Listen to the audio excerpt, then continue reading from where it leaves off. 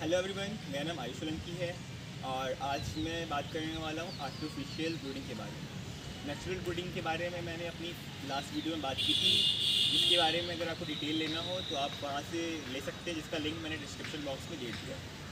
तो अब मैं बात करता हूँ आर्टिफिशियल ब्रूडिंग के बारे में। तो आर्टिफिशियल ब्रूडिंग में पहला सवाल यही आता है कि जो चिक्स हैं वो कहाँ से आते हैं हमें पालने के लिए। तो मैं इसका आंसर बताता हूँ कि चिक जो होते हैं किसी भी फॉर्म से हम अंडे को कलेक्ट करते हैं एक हफ्ते के लिए या फिर 1.5 हफ्ते के लिए। फिर उसके बाद हम उसको आर्टिफिशियल इंक्यूबेशन मशीन में रखते हैं जहाँ पे अंडे से चूजे निकलते हैं और उसके बाद हम उन चूज़ों को लाते हैं ब्रूडिंग के लिए।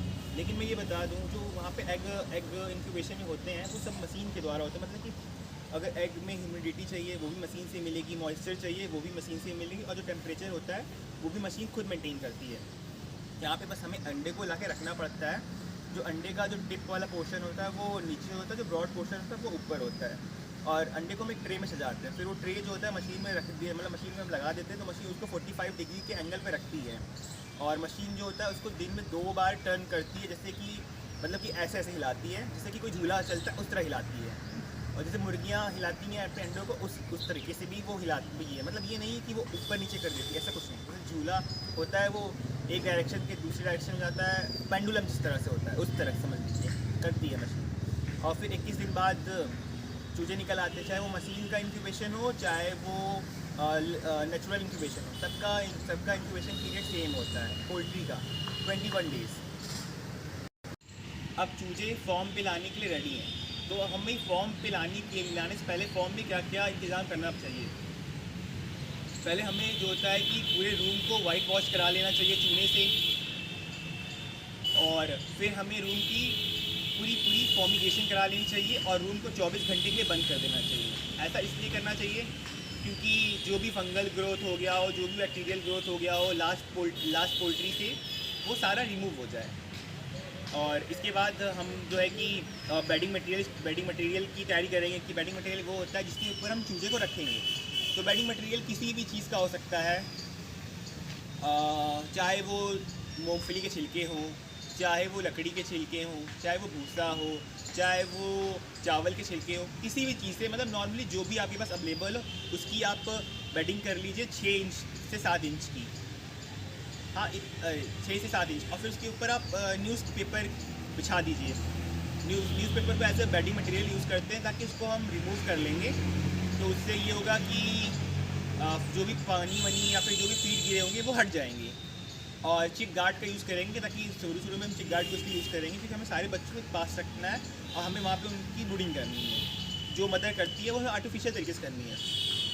तो उसके लिए फिर हम चिक गार्ड लगाएंगे। चिक गार्ड की साइज़ जो होती है जनरली से 15 इंच से 16 इंच होती है, और उसको हम सर्कल के रूप में करेंगे। एक साइड में हम वाटर रखेंगे और एक साइड में हम फीड रखेंगे, और फिर हम एक जो सर्कल बना रहे हैं उसमें हम 100 बच्चे को रखेंगे, मैक्सिमम 100। और फिर ये हो गया, और फिर उसमें हम आर्टिफिशियल हीट लाएंगे। तो आर्टिफिशियल हीट हम चाहे वो बल्ब से लगा लें, चाहे वो हीटर से लगा लें, चाहे वो बुखारी से लगा लें।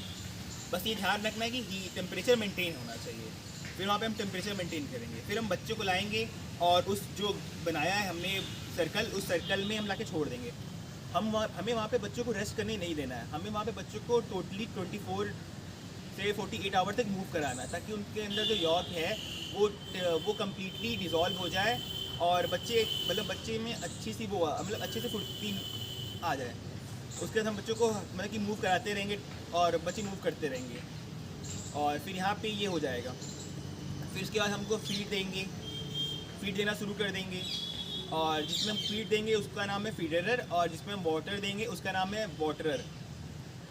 और इस तरह से मतलब हमारा ये जो ब्रूडिंग है वो होता है। मतलब हफ्ते भर हमको ऐसे करना होगा ताकि हम बच्चों को सर्वाइव करा सकें। और जो हम टेम्परेचर मेंटेन करेंगे वो 95 टू 100 डिग्री फ़ारेनहाइट तक करेंगे टेम्परेचर मेंटेन शुरुआत के दिन में। और उसके बाद जैसे जैसे टाइम बीतने लगेगा हम 5 डिग्री जो फ़ारेनहाइट है वो डिक्रीज़ करते जाएंगे। अगर हम बॉयलर पाल रहे हैं तो बॉयलर में 3 स्टेज होता है, स्टार्टर, प्री स्टार्टर, फिनिशर। और बॉयलर को हम सिर्फ 40 डेज़ तक रखते हैं, उसके बाद हम उसको बेच देते हैं। अगर हम लेयर रख रहे हैं तो लेयर को हम 1 से 2 साल तक रखते हैं ताकि वो अच्छे से एग लेइंग करे, और उसके बाद फिर हम उसको रिमूव कर देते हैं। और टाइम से हमें उनको बच्चों को वैक्सीनेशन लगाना पड़ता है, जिसके लिए मैं वैक्सीनेशन की वीडियो एक अलग से बनाऊंगा।